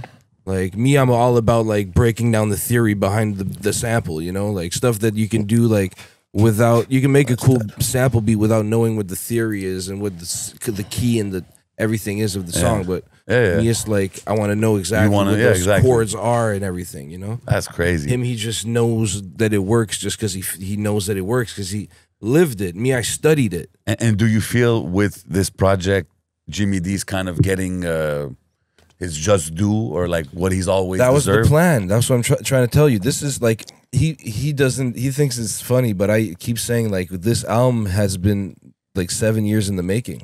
I hate when he says that. But it's true. The last tape we did was 2018. But it wasn't 7 years And in the making. the Like, whole time- but I I get what he's understand saying. what Like, I he just means, Because you guys though. are constantly working, right? I just gave Always you the working. timeline. Like we were fucking. I was like, yo, let's like go back to do some shit in 2020 during the Ransom. He was like, no. Then like 21, let's go. Fucking. Then I got all the Mock Hami and Westside Gun placements, and he's like, no. But I feel then him Fair being so. Exchange, then the Boldy. Then I'm focusing on the Boldy. Like, my whole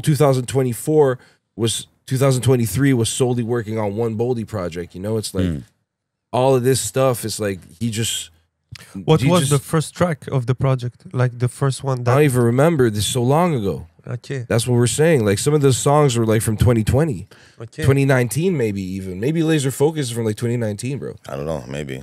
I don't remember. So it's like. we could check, though. But I feel that's why you guys gel so well when we're talking musically, because now that you guys explain the relationship and how he's involved in everything, even if we might not see it out or on the singles or whatever, you kind of are tapped in. You're so tapped in with what he's doing, and your ideas are bouncing off each other that when you guys connect on the music, it kind of makes sense. You know what I mean? It's interesting, man. I can't wait to see what's gonna come next after this, man. There's a couple projects in the tuck already, bro. And I see Peso. I seen him in a video also that you released. Yeah. I see him more around Craven and I love seeing it. Right. Is he an artist that you might do a project with, or like what's the? You know that I produced his only project ever, right? Peso? It's called Ralph Wears Jordan. I drew the cover too. It's Ralph from The Simpsons. Yeah, he's got the chain. Yeah, but I drew that. You know, I drew that. Oh, shit. yeah? Yeah, like freehand on paper. Yeah, and So that's a long time connection. that's 2018. That's like I said. That's part of that that's the homie. That's Okay. that 1 week thing that we did. You know, Because That's even the him homie. too, he had taken a break, and it's cool to see him back. Like I don't know if he we got had. new songs. We got new songs. Okay, dope. Yeah, Dope, for dope, sure. dope. Yeah, Appreciate we're about to drop for sure. Yeah, for sure. I'm going on another little run, you know. So we'll see. Everything's up. It's all up from here. I'm Yo, looking forward to it, man. I guess you said you took like a break and Yeah. he went really on his run. Yeah. And I'm pretty sure, Craven, that his experience helped you through your run since right now. Every single one. So what are the bad advice that he gave you, you know, through the time? Not necessarily. Jimmy doesn't give advice. Or the Jimmy things that you learned from him. like Jimmy just gives his honest opinion all the time, and it's just unfiltered. So it just really helps, and his experience makes his opinion very informed. So Jimmy just probably taught me like to not get too excited over hype, you know, and not to hype shit up too much either. And to look at stuff just more critically. Honestly, it's just like, yo, can I go crazy? Go crazy. Go crazy. He ruined Biggie for me. Hold on, man. Come on, bro. What do you mean? What do you mean, bro? No. We're That's not all I'm doing gonna this. We're say. not doing this. We're not Ruined doing this. Biggie? No, I didn't think. I don't even want to get into that right now. Please. And he loves Biggie, don't worry. But I it's just love like Biggie, it's a very. We'll talk about that. This is too You guys controversial are for the really- cameras. Like it's just You deep guys' shit, rap bro. takes We are go interesting. Dog, we go crazy. Like this shit is deep, it bro. goes Nobody's got this crazy. fucking perspective on shit. Like you hang around us. Okay, ask Misa. You hang around us, it's like it's different. Like I've been fucking putting Misa onto shit since like 2011. Right? Yeah. And it's like, then I got a dude who could put me onto shit. I never really had cats who could put me onto shit. I had to read articles. I worked at a dep and I printed every single source, XXL, rap pages, ego trip, fucking article I could find, bro. And like Vibe Classic. magazine, all this shit. Classic Like I used shit. to read that shit at fucking the dep, like printed on paper, black and white at the library. That's how I used to get informed on hip hop. We'll keep that Biggie take for Patreon for anybody watching. You know what I'm saying? Tap in Patreon. But you me know, and you might- Jimmy, it's like the shit we go on about in hip hop. It's like It's just hypercritical, man. It's just I get everything it, gets and it's cool. dissected, and And everything is very intentional. Our I and think there's favorite room artists for get that too in the burnt. game. Every- you know? everyone gets favorite burnt. artists get burnt. Everyone gets burned. It doesn't matter. But it's interesting because you guys are ultra critical and you analyze a lot of the music, but your taste is very open. Like I said, you know, the southern shit, because a lot of people that might be into come on. the kind of music Like you guys I- make like I- might not be like I into that fuck- kind of rap. You know what I'm saying? I fuck with Kodak Black super heavy. Like I think he's like one of the ones from this generation for me personally. Really, eh? For sure. I tap in with everything. Everything has to get I listened jump to. into his car and like it's Kodak. Okay, that's interesting. No, for sure, man. But you get what I'm saying. Like most people that are into, let's say, the Westside Guns, They and only the listen drumless to that, vibes, but then- they're mostly into that only, you know? Bro, And I they managed, might I look managed at to get him into some fucking Black Sabbath low key. Oh yeah, for sure. Okay. I never Everything. went as far as Black Sabbath, but I fucks with it. No, for sure, bro. Anything, bro. All that. Illest shit ever. I'm just about the grades. If you're great, it doesn't matter what you're great at. Yeah, I'm gonna you gotta check respect it out. Yeah, I It respect doesn't matter that what you're perspective. great at. 100%. Basketball, hockey. Like I don't watch any sports, but I follow all the stats. Yeah, Just to see like who's the top. you of this, respect and then greatness. Just respect greatness, and if Yeah. you respect greatness and you study greatness, and you put, and I'm not even saying I'm putting my all, but I guess I am putting my all into it. You just have to be very intentional with what you do if you want like a good product out of it. It's like anything. It's like a carpenter. It's like an architect. Whatever you do, man. No matter what you do, you know. So I just try to be ultra intentional with the art too. And just, but at the same time, you got to let it flow as well. Gotta have fun with it too, right? 100%. And that's why it's not like a forced effort. It's like it has to come to me. You know what I mean? So we basically like accumulated songs, like throughout that like hiatus from COVID and stuff. Like that he just started re-releasing like, you know, one song in 24. Right? You released the No Love in 24. No, in 23. And so 23 started re-releasing, but we started re-releasing for real in August 2024. So we just had to drop it. Yeah, exactly. So like in that hiatus, like we were accumulating songs and we were letting it flow, like you said, and we were trying to force too much. We're just trying to make songs. Just let's make, all right, that's cool. We got a verse on this beat, next beat, you know, like we're not putting 2 verses in the hook until we know that this beat works and we can like make a song out of this, you know? Yeah. So it's super intentional that way too. And then like we wanted to put together a tape that would be undeniably good. It's like objectively, even if you don't like my type of beats and you don't like his type of rap, you would hear it and be like, yeah, this is work. This is like tasteful. It's like it's well put together. Like there's nothing to say about this, you know? We can say that about most of the, like all the projects you do pretty much. Yeah, exactly. But we've refined that and we applied it to the tape. That was like 7 years of refining the art of putting an album together, which me and him work on. Like I work on beats and I get rappers, but when it comes to albums, he's the one helping me putting the albums together. Like it's one of his main things. That's fresh, man. Yeah. And we mentioned Big Dogs earlier. For sure. And I think you guys, or I know Craven was there at their show they put together. For sure. Last year, if I'm not mistaken. For sure.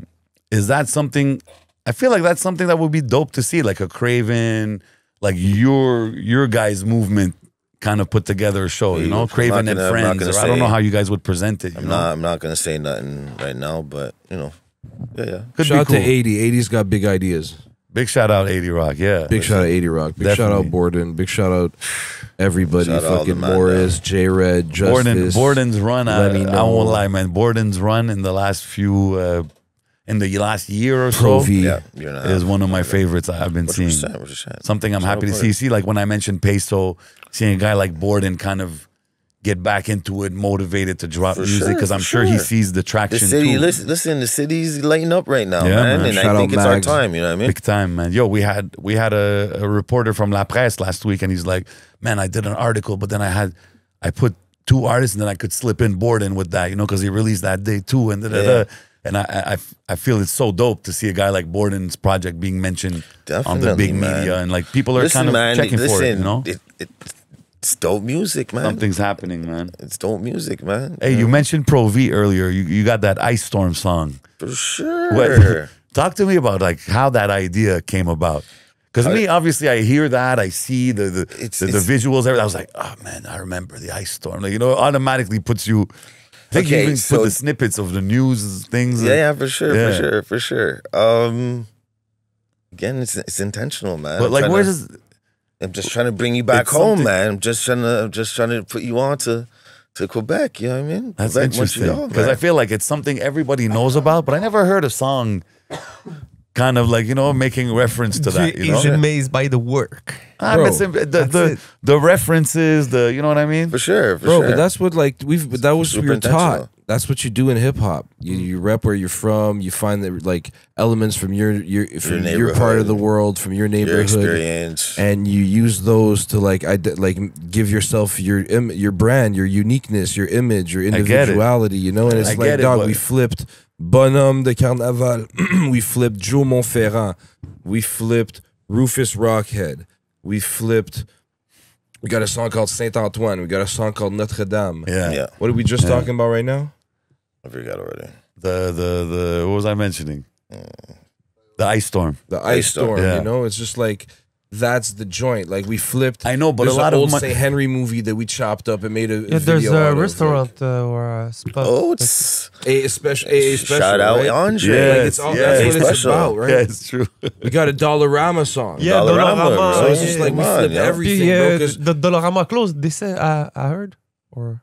still open? Closed? Dollarama? No, there's still No. a bunch of No, all still around. alive. Still That's alive, just kicking. baby. No, the spot where you went. No, it's open. It's open. Sorry, Yeah. No, it's not closed. misunderstood. No, but it's interesting. And you know, when I mention stuff like the ice storm and even these references that you're making, it's not the typical I'm a rapper from Montreal, let me go spit a verse in front of the stadium kind of vibe. You know what I mean? Yeah, Like it's a lot more analytical, more there's more depth to it. You know what I'm saying? Because so I that's believe, kind of what I'm highlighting. You know, and I it's- believe sure. the thing that separates us from those people that do those types of references. Not to say that it's always. And hey, it's all. I probably rapped in front of the stadium There's in my life. You fantastic know? like Olympic Stadium references, like Shab, the way he did it for No, Hood 100%. Olympics and stuff, like the way he did views and stuff like that. Yes. He's from Ashlaga, so it makes sense. He's like allowed more than other people. Yeah. But it's to me, it's like it's all about the knowledge. It's like the more you know what other artists have done already, the more you know where you can fit in and where your lane can be.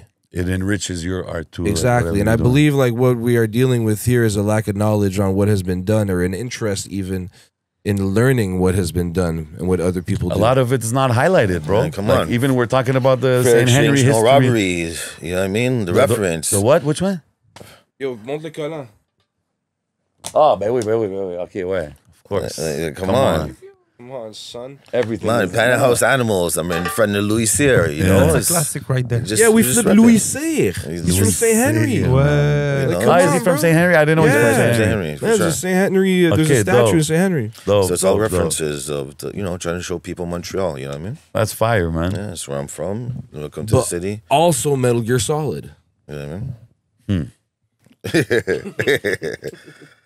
Do you have any favorite joints off the album? Each of you. What's your favorite song? Today, right now. Like it could change tomorrow, but you know. Two sides right now.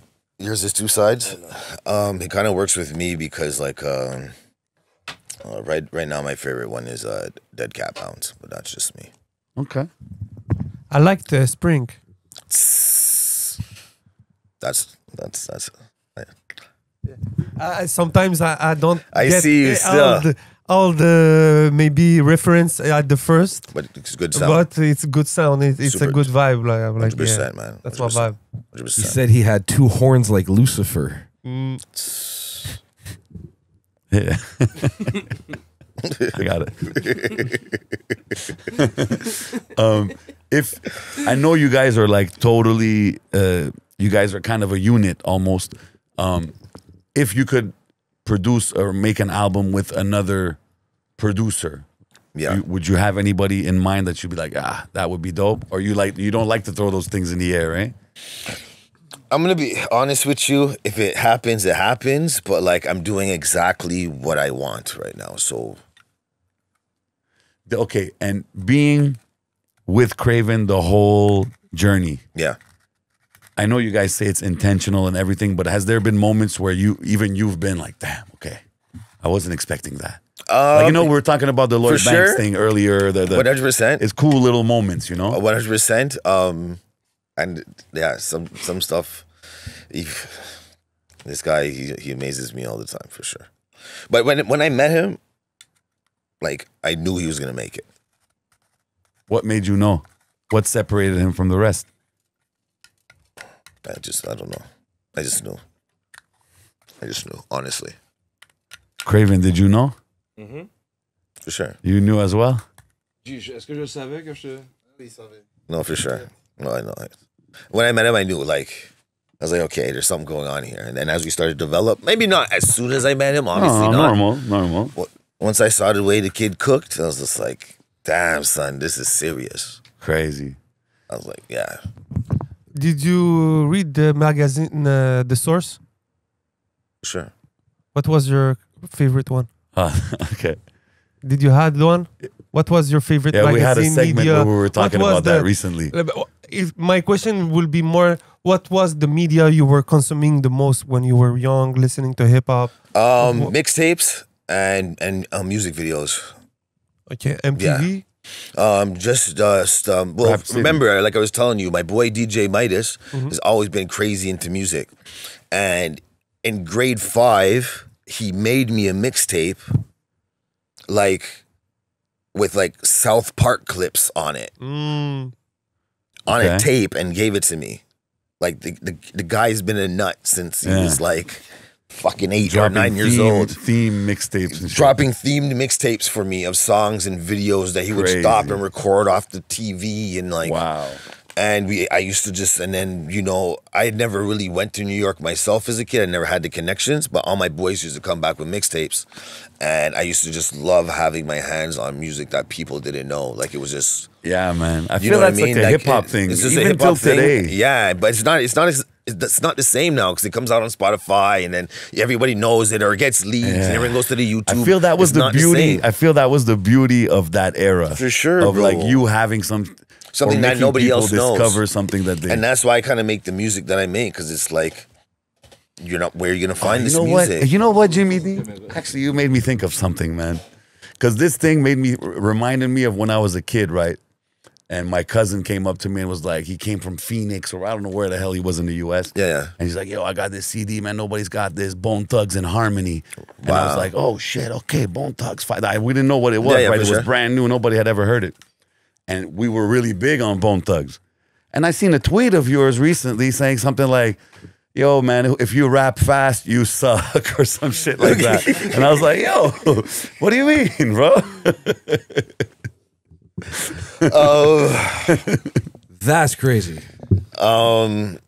It's a crazy take, but I have crazy takes. You know what I mean? Like I rap super slow. Yes, no, I get that it's not your style, and I feel like, and I just feel. But like, you don't mess with that kind of rap, like any of that kind of rap. Oh, for sure, I fuck with I don't think Bone Thugs dog. is because Bone Thugs have the harmony. Also, they have the melody.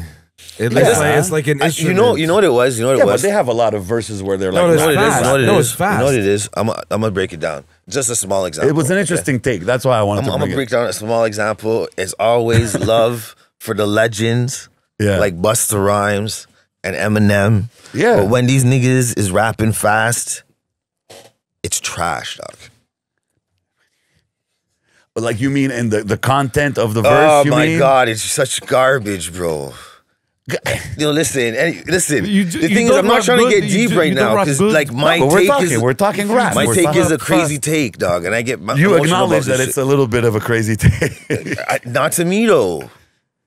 Because, but you say this based on the content of what they're saying. Nah, in the this verse, is what right? this is what I base it off of. When was the last time you bumped one of them songs? Like for me, a legend. Come on, bro. Nah, fam. Bro, what do you mean? When you play music, when you play music, good music hypnotizes, bro. So when you play music, you go back to those songs, bro. Yeah. That's in the algorithm. I don't got no niggas going. I ain't got none of them niggas in my playlist, fam. None of them niggas in my algorithm. Yeah, but if that somebody shit sucks, bro. Oh, come on. Fam, so anybody sucks, who goes bro. back to that old like Bone or Twista, not Bone don't count. Okay, what about Bone Twista? has the harmony. Twista has no harmony. Listen, fam. I'm not gonna say nothing wild about Twista. But you don't mess with respect to the legends. Yeah, respect to the legends. But it's not your cup of tea. Yo, Twista had that one joint on Purple Haze with Cameron, Adrenaline Rush. Remember Adrenaline Rush? Bro, that was on his album originally. crazy. That's Was his it? song originally. It's a fire song. Listen, I'm not saying Twista's trash. No, but it's not your vibe. It's not your shit. Just that when they're rapping that shit, they're not saying anything because they're just trying to fill it up. Like they're not giving you the real similes. It's an aesthetic. Listen, respect to the legends. Shout out to you on what you do. Okay, fair. But I just don't feel like when they're rapping fast, like, and they're just not saying much, dog. Okay. And the reason why it's slow, it's intentional. Every syllable to what I'm saying counts. No, exactly. No, but and I get it. Like there is the type of rap that you do is more based on that, but like that other fast rapping is more like flow based and appreciate the flow, the delivery and stuff. No, respect. I don't know. Shout out to everybody. Shout out to legends. All right, shout out to everybody, dog. I don't think I'm gonna convince you on this one. Jason trying to get you blazed up, bro. No, man, it's just. Hey, bro, I wouldn't have brought it up. I saw the take. I was like, yeah, I'm a Bone. And we're just talking about things and made me think of Bone. So take Bone out of the equation. Twista. When was the last time you bumped a Twista track, dog? Adrenaline Rush, the classic for me. Okay. When though? Recently. Okay. Come on, bro. He's a DJ. No, I'm an MC in clubs, but like I like. That's because he like raps Twista. fast. Yeah, I rap fast too. Oh, do you? Yeah. Not always, but yeah, I'll drop some fast flows. My bad, five. No, it's okay. I don't even take it like it's a shot at. No, but I don't take it personal at all. Okay. Me, I say it as a fan of rap. Like I like people that rap fast. Not all of them. Sometimes I feel like, example, Eminem. Sometimes like he overdoes it. Like, okay, bro. And that's basically like when you're bringing up. We Twista, know you could do that. I know. When you're bringing up Twista, it's different because that came from an era in rap when you had to have your own style. He came up with his own style. He came with so he's a legend in that, right? Yeah. And shout out to him, legend in the game. It's just not for me. Okay. Busta and M's best tracks aren't the fast rapping ones. No. Facts. There we go. No, on that perspective, I agree 100%. You know what I mean? Okay. That's interesting. Like even for me, like, I'm not good with names of tracks, but like the way I break down an artist is like, how many good tracks do you have? People always be like, yo, how many classic albums does he have? And the best is like, how many of your tracks do I bump? Okay. Yeah. I see what you're saying. Like, people always throw out the classics, yo, the J, the Eminem, the Nas, but do you bump those? Yeah. When you're in the car, do you play those? When was the last time you heard that song? When the album came out?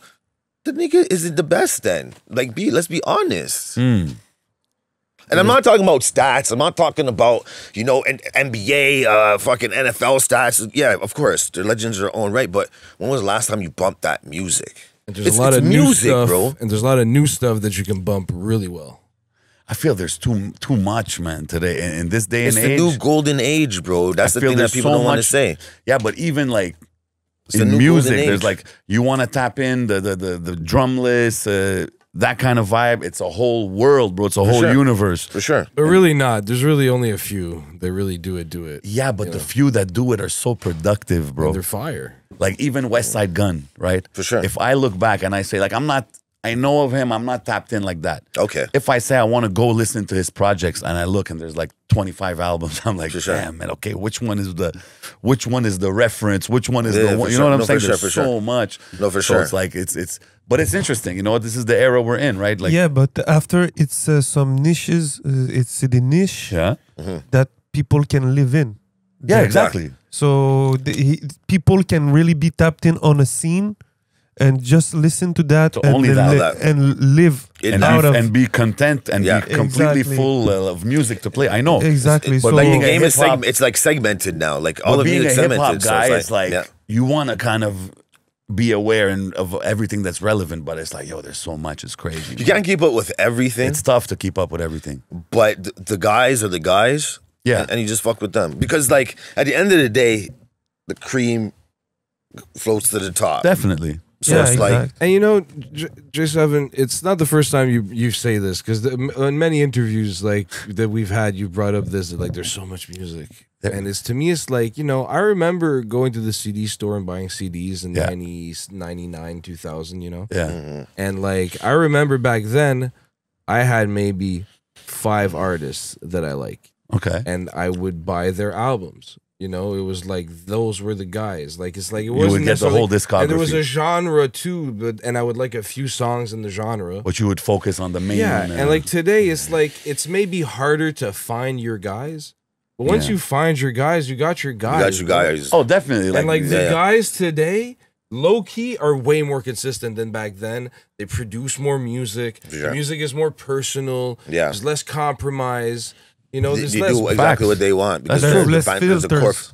Less filters. It's actually doing something they want. It reminds me of I seen a clip of Ransom in an interview. One of the rare interviews I think that he does. Yeah. And somebody asked him if he was going to go on tour or if he was planning on. Yeah, he's not going. And he was like, "No, man. Like, no. I don't like that. Like, I don't like rapper stuff." And he's like, "I just rap, whatever, but like my regular life is my regular." You know what? I'm not trying to sound cliche, but like at the end of the day, I'm not trying to be a rapper. It's like I'm just in the situation. Yeah. But I feel like I get the same kind of vibe when I'm talking to you. You know what I mean? Like in the sense of like, yo, I'm doing this. I love doing it. But like, if the terms and everything is right, I'm going to step there. If not, whatever. I'm just going to keep doing what I do. You know what I mean? And it's dope. I feel like that's the best way to control your narrative. You know what I mean? Yeah, and you got to think too, is like, again, doing it from way back then. and seeing that you did have to compromise. The only way for you to get the grants, the only way for you to get on television is like you had to do certain things. So again, shout out to Blicky. Yeah. Did it with his own bread, got himself on TV. You know what I mean? I've always just been around cats that have moved and done inspirational type shit. So it's like, you know what I mean? So for even for me to be a cat from the hood, to go from whatever, start this company, you know what I mean? I'm in the hood working with, at least that was before the pandemic. Pandemic kind of fucked shit up. But, you know, I was down there in Little Burgundy in the community. Good for you, bro. That's amazing, man. Hiring youths off of Walkley, hiring guys fresh out of jail. That's big, man. You know what I mean? That's like bigger than a lot of the stuff. Like, bro, not to he's not going to talk about his community work. No, but this you know what I guy's mean? a fucking pillar of the goddamn community, bro. And I don't want to like shade the music, but almost it's like so important what you're doing, like on that side. Man. You know what I'm saying? It's like, again, look up his govy on certain newspapers. You'll find him. Okay. Yeah, like I'm out there putting in work, you know. I was going to look at it for the movie, but you know, at the same time, I'll do both. Yeah, so I'm out there, you know, putting in work in the community too, you know what I mean? Respect. So Respect that, man. that's what it is. So it's like the rap shit is just like, it really, like, obviously, I'm trying to make some money off this shit. Like normal. Like normal, right? You know what I mean? But I'm not trying to compromise, and I don't have to compromise. The beauty of it now is that you don't have to. You know what I mean? 100%. And, you know, Craven keeps telling me, yo, that money's going to start rolling in, and listen, off those few little singles, I saw some dollars, so you get a little taste of blood. Let's go. Motivation, bro. It might be time to go, you know? So why not, bro? listen, I got a project sitting there. I've had beats that people have been sending me for the last few years, bro.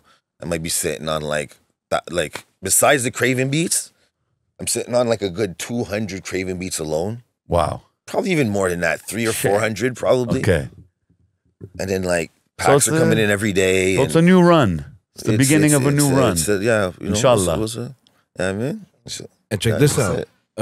Jimmie, like I would kind of low key say he kind of like I was doing my thing. I don't know where my thing would be if I hadn't met this guy, you know. Respect, bro. And no, for sure. And it's like, to me, it's like he didn't like necessarily discover me, but like let's kind of say he kind of discovered me a little bit, you know.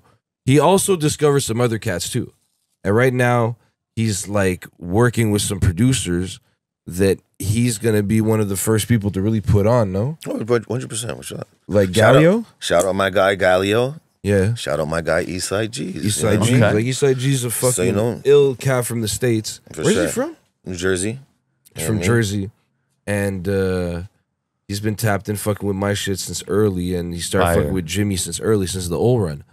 And yeah, he's just so he's basically giving you a little breakdown on the second tape. So the second tape, I'm trying to show Mazdem that like he's a visionary. He got ears. He's finding people that you guys never heard and bringing them to your light. I'm trying to That's discover dope, people. man. I'm trying to. Why not, bro? You have the around. platform. You know, you guys built your own platform, your own, like I said, the universe. You know what I mean? And for sure, even Craven to see like. I never looked it up, but I'm sure there's Nicholas Craven type beats you can go find somewhere. You know what I mean? There's Jimmie D type, Nicholas Craven type beats. But this Bro, there's literally I made my own playlist. I collect them on YouTube. I've had like 600 now. Crazy, like 600 on YouTube or more. Oh, so it's like you guys definitely created something. So at this point, why not expand? And if you discover talent the same way you were working with Craven, who knows, right? Oh, for Who knows what you can do with the next generation of artists. Then there's all the homies. So I'm going to work with all the homies again. Shout out Peso. Shout out 730. Shout out Big Dogs Only. Shout out Stack Moolah. Oh, shout out Stack. Let's go. Shout out Saint-Sucré. You know, Yes, Shab, Saint-Sucré, you know what I mean? Fire, man. Working Looking with forward my to it, man. I'm looking Baker's forward Club to hear family. more, man. Do your so play them kids for everybody. know your music? Know Craven? You know, it's funny because for Trout and Brussels sprouts, at that time, you know, they're young, whatever. James picked, my first son, James, he picked a lot of the beats for that project. Never told me that. Yeah. No? No? Yeah. He picked a lot of the beats. Huh. Yeah. How old was he at that time? But that's the point, because he doesn't know like what type, or It's like an experiment kind in a way. Yeah, you know. Oh, he was like, You told him I'm doing a mixtape. I'm dropping. No. Check it out. I'm dropping August 14th. So look, no, nothing like that. You know what I mean? So I used to do that. I don't do it anymore there, but like 5 or 6. Yeah, 5 or 6, something like that. Okay, so it's really just to see what sounds you would react to, kind of thing. Yeah, for sure. That's fresh. That's dope. They hate my stuff now. You know, they got their own vibe there. normal. They got taste though. They like some good stuff. They like some good stuff. prefer rapping fast. My son loves Twista, man. It drives me crazy. That's amazing. That's amazing. Hey, man, that's fire, bro. Yeah. I heard Jared the Doctor when Yes. I was reading a little bit his style Yes. through the blogs. I heard like the monotone, Yeah. like somebody that raps in like a monotone Yeah. flow. Yeah. And you kind of do the same. Yeah. Okay, is it? I never heard about this style Okay. before. I heard about it, but I didn't know there was really a term about it. Okay. So I feel like Guru was like the. Was he the Thank you. first? that was my next question. Yeah. Who was the first one doing that? Guru was one of the first for sure, just doing monotone, but doing monotone this way, it's kind of rock, no? Rock and ka. Yeah, it's definitely more rock Yeah. car influence for Okay, sure. yeah, makes sense. For sure. You know what I mean? Interesting. I know, c'est dope, man. C'est dope, man. Moi, j'ai hâte. I can't wait to see what's coming up next, bro. Like me, honestly, a show. See, even for my question of like, a whole show, I want to go experience a full show. It would be dope to see I'm telling you, it's lit, the man. whole I'm squad, telling you. whether it's a solo show or for you, both of you guys, or with the whole clique. Oh, for Something sure. I'd love to see happen, man. For sure, for sure. You did a lot of French-English collaboration. Did you work with the English artists a lot? Have I worked with any French artists? Not that I know of. Not that I can remember. But it's coming in the future. Yeah. Okay. Sorry, but Okay. it's coming down. It's coming down the pipeline. It's just like right now. It's like I want to be very intentional about my work, and I want to do a lot of solo work to see. You know what I mean? What I could do and help people That's it. observe How the people work. react you know what I mean? to Jimmie D. Not everything has to be collaboration. You know what I mean? Okay. You did the song with the White Sox. I did those talk with for sure. White Sox is a day one for sure. That's He, it. he interviewed us early. He picked up on the wave extra early. Shout Yeah. out the White Sox. That's it. Yeah. Of course, yeah, man. Yeah. Shout out White Sox. Definitely tapped for in sure. in He that tapped in that extra wave. early. Ah non, c'est un archiviste, when c'est un gars qui est là depuis longtemps. So when he là. hollered at me, it was just natural, right? Like anyone that taps in super early, like I got you for sure. Okay. You saw the vision, so let's go. You know. Yo, shout out à Provi aussi qui a sorti who dropped the project Canadian Heritage. Shout out Ah Provi. ouais, ouais. Something. Canadian was a- Heritage, but That was also a crazy project. the Seventh Summit. Seven Of Summit course, is yeah, crazy. that's For sure. yeah. Seventh Summit's the one. That's a crazy Yeah, but- project. No, Great for sure. project. But yeah, Provi's he's another nut, man. Like he's still everywhere he plays, he still carries all of his vinyl. He doesn't do Oh Seratos. wow. Okay. Yeah. Yeah, he's you have to next understand level. the guys that That's we next rock level. with. Yeah, but that It's Catch him at Sans Soleil and catch him at Mal Nécessaire. He's always over there going crazy. Yeah. Shout out Provi, man. It's still carrying the vinyls. I listen, gotta man, give it that's up. the way- I gotta that's the give it way- up. But that's the way we do it, though. It's raw. It's the raw hip hop shit, bro. I know. Yeah. I get it. Yeah, I mean, because I work in clubs. I get it. Like it's dope. But at the same time, I saw this Serato transition from vinyl For to sure, Serato, for right? sure. And I saw the DJs that were like holding on to like, Man, no, again, I'm gonna- my- and I respect it. But at a certain point, it's like it's for convenience purposes. It's listen, tough. man. You know what I'm saying? And I commend it. If he's still doing it, salute. All I could do is salute it. But like, damn, man. Because if you can do something that's harder than what other people are doing, and you're doing it even better than what they're doing, it's like, bro, it's like you're but a you on a Oh, different 100 level. if I see a DJ show up with his vinyls, I know automatically he's better than most of the Serato DJs. Not to say that they're some We of them try are to great, keep it but, pure, like, man. We try exactly. to keep it. Like, Try the to ones keep who our pure, grew up man. on it, the ones who still carry their vinyls, learned to do it with the wrong turntables and figured it out, and that's how they get their skills, right? So, that's interesting, man. This was a dope hip hop conversation with you guys, man, and sure. I'm looking forward to have many more, man, with the next projects. By the way, is there going to be a vinyl for the project? It's in works right now. Okay, I'm looking forward to that. Those are collector pieces. If you don't know about it, you get it now, and price might increase in the next few weeks. You know what I mean? I've seen it with my own eyes, man. Shout out my boy Nicholas Craven in the building. Shout out Jimmie D. If you got some shout outs or anything you want the people to know before we go to Patreon, man, it's on you. Go check out the project. Good music, Hypnotizes. Jimmie D Nicholas Craven. It's Bang, out bang. right. It's out right now. That's Big it. up les gars. Thanks a lot for coming through. You already know what it is, man. Big love à tout le monde qui regarde. Oubliez pas, don't forget to like, subscribe, share, comment. You know what I mean? Shout out Smoke Signals. They got us right. Shout out to the undisclosed location we're at right now. Shout out my boy Le 11. It's your boy J7. C'est votre boy le 11. And we out like that. Let's go. Bow.